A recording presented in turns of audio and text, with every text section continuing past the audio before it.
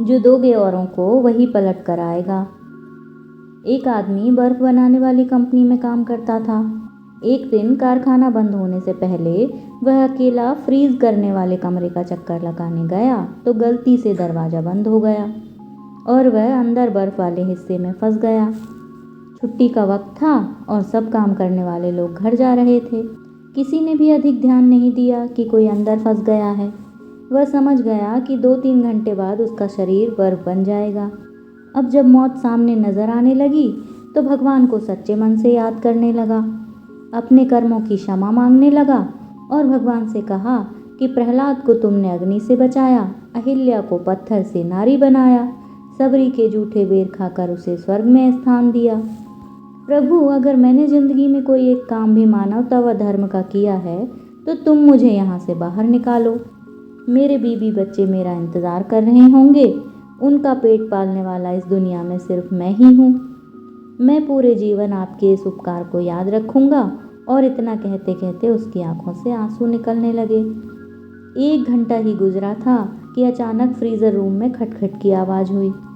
दरवाज़ा खुला, चौकीदार भागता हुआ आया, उस आदमी को उठाकर बाहर निकाला और गर्म हीटर के पास ले गया। उसकी हालत कुछ देर बाद ठीक हुई तो उसने चौकीदार से पूछा, आप अंदर कैसे आए? चौकीदार बोला कि साहब, मैं 20 साल से यहाँ काम कर रहा हूँ। इस कारखाने में काम करते हुए हर रोज़ सैकड़ों मजदूर और ऑफिसर कारखाने में आते जाते हैं। मैं देखता हूँ, लेकिन आप उन कुछ लोगों में से हो जो जब भी कारखाने में आते हो तो मुझसे हंसकर राम राम करते हो और हालचाल पूछते हो, और निकलते हुए आपका राम राम कहना मेरी सारे दिन की थकावट दूर कर देता है। जबकि अक्सर लोग मेरे पास से यूं गुजर जाते हैं जैसे मैं हूं ही नहीं।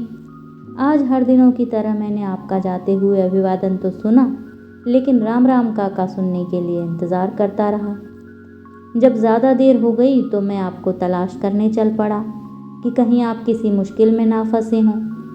वह आदमी हैरान हो गया कि किसी को हंसकर राम राम कहने जैसे छोटे काम की वजह से आज उसकी जान बच गई।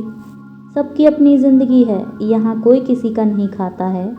जो दोगे औरों को वही वापस लौट कर आता है।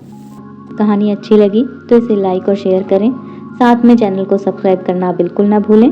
मिलते हैं कल इसी टाइम इसी चैनल पर एक नए वीडियो के साथ। तब तक आप अपना ख्याल रखिए।